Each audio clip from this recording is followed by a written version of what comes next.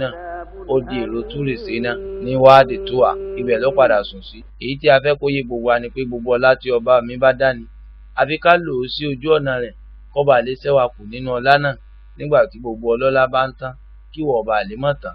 Nítorí ẹni tí ò ní ìtàn tí ń tàn ìròhùn èèpẹ́ tán. Ìtàn rere ni ká wá ní níwájú Olúwa ọba tó dá wa ká bá lè mọ̀ bá tán ká bá lè ṣẹ́kù. Ẹ wo ilé onígíláàsì yìí, ó wà ní Medina ní Saudi Arabia. Ǹjẹ́ ilé ànábì sọ́ọ̀lì ǹjọ́ dáa tó eléyìí?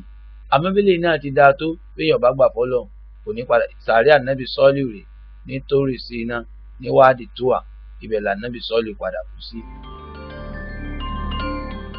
Ànábì Ibrahim. Ànábì Ibrahim alayhi salatu wassalam Khalilullah. Àbí ànábì Ibrahim ní ìlú tí wọ́n pè ní Nasiriya ní ìlú Iraq, èyí tí ó jẹ́ pé ó súnmọ́ ìlú Baghdad ní nǹkan bí 50 kìlómítà. Ìlú kékeré ní ìlú Nasiriya tẹ́lẹ̀, àmọ́ ìlú náà ti gbòòrò. Àlùbáríkà ọlá iṣẹ́ Olúwa àti bí Ọlọ́run ti ń fẹ́ ilẹ̀ rẹ̀.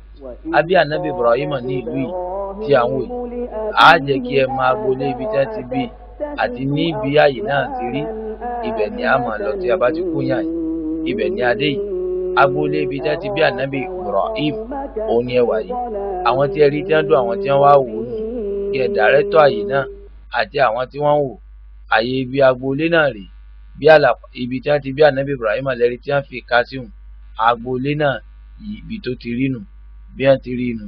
Àbí ànábì Ibrahim ní nǹkan bí 4,000 ọdún síwájú ká tó bí ànábì Isa. Ànábì Isa yìí ó wá ní nǹkan bí 4,000 ọdún mẹ́rin lẹ́yìn ìgbà tí ànábì Ibrahim ti dáyé. Àyè náà nù, àwọn ilé náà nù tí wọ́n ti bí njọ́ náà. Tíyàn bá dé ìlú Iraq yóò rí. Èyí tí ẹ̀ ń wò lọ́kàkà yìí ni Ma'badu Namuruz, ibi tí Namuruz ti máa sin olúwa rẹ̀ tó jẹ́ òṣùpá. Ibẹ̀ nù. Ọkọ̀ ní gíga ó sì tún ṣe èyí tí ó yẹ gbogbo ẹni tí ó bá fẹ́ sin Olúwa gẹ́gẹ́ bí mùsùlùmí káwa náà kọ́ ilé tó ní ìtumọ̀ tí ó sì dáa kó máa jẹ́ ilé Olúwa wa, nítorí àwa náà fẹ́ràn ilé tí ó dáa fúnra wa. Namuruz ọkọ̀ ilé yìí èyí tó fi síbẹ̀ pé gbogbo ẹni tó bá fẹ́ sin òṣùpá ibẹ̀ ni wọ́n ti máa sìn. Ibẹ̀ ni ànábì wa Ibrahim ọba ìjọ rẹ̀ ní ìgbà tí wọ́n ń sin òòṣà tí wọ́n ń sin tí ò dáa. Ẹ̀mí rẹ̀ kọ̀, ara rẹ̀ kọ̀, ọlá pé tí ó ní tí Olúwa ọba mi fẹ́ fi ṣe kò lè bá wọn ṣe, ó kọ̀ fún wọn. Gbogbo ọ̀nà ló fi kọ́ wọn ní ọgbọ́n àti òye wípé èèyàn ò gbọ́dọ̀ máa sin nǹkan kan míì tó yàtọ̀ sí Ọlọ́run. Eléyìí ni bí foundation ibi tí Ma'badu Namuruz náà ti rí. Ọ̀gá ní nǹkan bí ẹsẹ̀ bàtà 4 ni wọ́n fi ṣe foundation rẹ̀. Wọ́n wá kọ́ tó ga rororo débi pé wọ́n ó tètè máa rí bí iná títí Olúwa òṣùpá tí wọ́n ń sìn.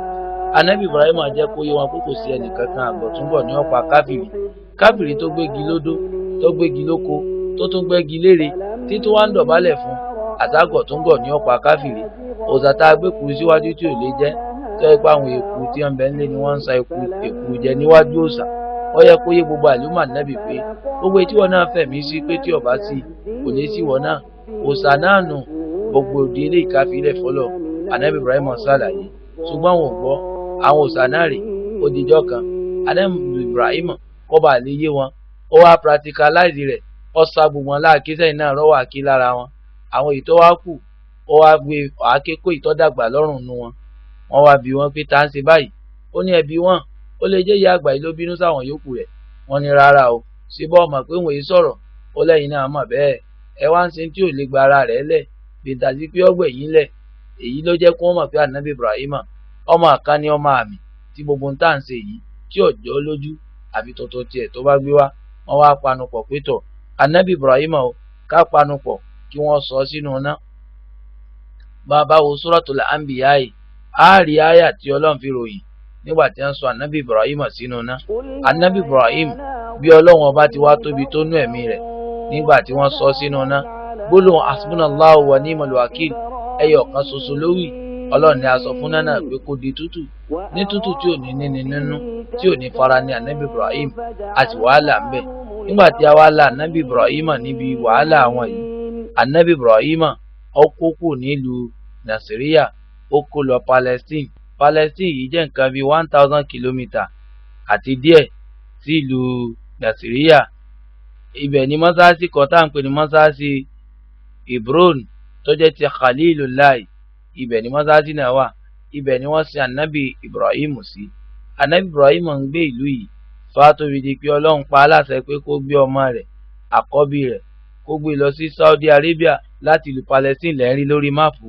Ó jẹ́ nǹkan bí 1050 kìlómítà ni ó bá gbé wọn lọ.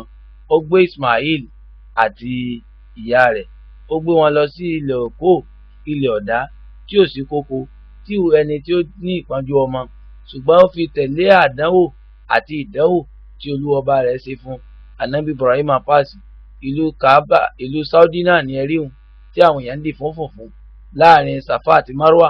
Nígbà tí ìyá anabi wa Ismail tó bímọ náà tán, tí ọmọ ń sè súkè, tí wọ́n wò pé kí lòun ó fún, bí tí ń lọ wájú ní ń lọ ẹ̀yìn ní ń lọ níbọ̀ ní ààyè yìí ní ẹ̀ẹ̀méje, èyí tí anabi sọ di súnà pé káà náà máa lọ ká máa fi rántí ọjọ́ náà.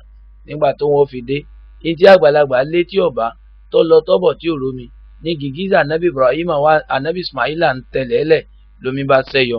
Omi ìjọ náà tó sẹ́yọ ni wọ́n ń pè ní bírù Zamzam. Òun ni ẹ̀rí tí ń fi hàn yín. Omi náà wá ní àlùbáríkà débi pé anabi ròyìn fún wa pé omi Zamzam yìí o, gbogbo tí a bá mọ̀ fún òun ní ìwòsàn rẹ̀. Bí ẹgbẹ̀rún lọ́nà ẹgbẹ̀rún mílíọ̀nù èèyàn tó bá bẹ̀rẹ̀ sí mu omi yìí kò ní gbẹ, nítorí pé kìí ṣe omi tí èèyàn fi bọ́ ògbẹ́, omi tí a fi gìgísẹ̀ gbẹ́ tí gbogbo ayé wá mu tí ò tán. Ẹ ti mọ̀ pé àmì Ọlọ́run ọba nu ọkọjá bẹ́ẹ̀. Wọ́n wá fi ìbẹ̀ ń lu Mọ́kà, gbogbo àwọn tí wọ́n máa ń wá láti ájì ní jìnnàjìnnà kálukú mu. Ìlú Mọ́kà náà ni a wà yìí, àyè tí anabi Ismail tí ó bí ọ sínú. Nígbà tí ó di ẹlẹ́ẹ̀kejì tí anabi wa Ibrahim tí ó padà wá, Ọlọ́run pa láṣẹ pé ọmọ rẹ̀ ti dàgbà, kó tún wá gbé ìdánwò ẹlẹ́ẹ̀kejì. Ó ní pé kó pa Ismail kó fi dúpẹ́ fún Ọlọ́run ọba. Ó sì wá, ó sọ fún ọmọ rẹ̀ ní bá wá ti pé bá náà ní bàbá mi, ẹ ṣe ayé ibi tí a wà yìí ní Mínà ní mú ọmọ rẹ̀ lọ, ṣùgbọ́n ayé ibi tí a wà yìí ni ó ti gbóhùn lẹ́ẹ̀mẹ́ta tó gbóhùn àṣetánì pé ọmọ kan ṣoṣo tó bí ló fi ṣòfò. Anabi Ibrahim lẹ́kọ̀ọ́ má àṣetánì, ọmọ rẹ̀ náà lẹ́kọ̀ọ́. Ayé ibi tá a fi hàn yìí ni wọ́n ti máa lẹ́kọ̀ọ́ má àṣetánì.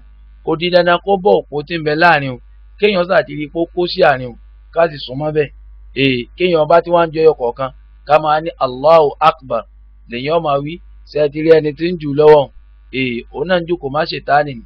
Gbogbo bí wọn náà bá ti lọ́ lu yín, àṣetánì ti ń kọ́ pé ọmọ gbọ́rọ̀ sọ́kọ rẹ̀ lẹ́nu, àṣetánì ti ń kọ́ pé ọmọ ṣàánú ìyàwó rẹ̀, àṣetánì tó ní ọmọ ṣàánú ẹbí rẹ̀ lẹ́ẹ̀lókò kọ́ ọba lè yege bí anabi Ibrahim náà ti lẹ́ẹ̀lókò tí ó padà lẹ́yìn rẹ̀ tó sì wá dán ìtọ́lọ́wọ́n bá ní kó ṣe wò fóun.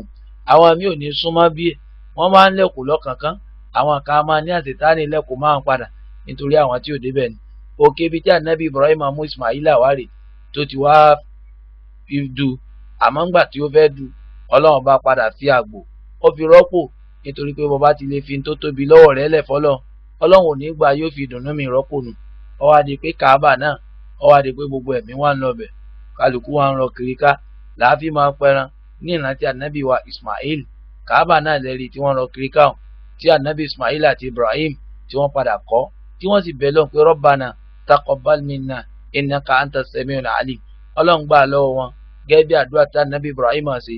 Tábà wo lọ́wọ́ ní Suratul Ahzab, a rí gbogbo bó ti bí Ọlọ́run pé kí Ọlọ́run jẹ́ kí ẹ̀mí èèyàn ọmọ rọ́gìrì wá bẹ̀, kó máa wá gbogbo àyè, kí gbogbo jẹ́ mú wọn kó máa rọrùn, kó ṣe wọ́n lẹ́ni tí ó máa kírun tí ó sì máa pè ọ́ dọjọ́ alẹ́.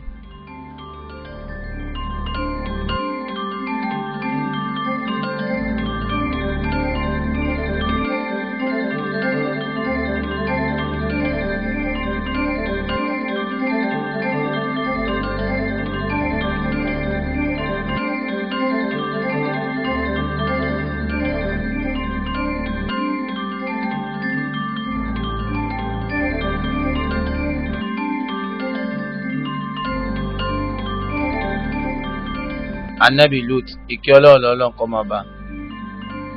Anabi Lut jẹ́ bí anabi Ibrahim tí a rán sí ìlú àwọn tí wọ́n ń kórìíjọ̀bọ ní ìran tó jẹ́ pé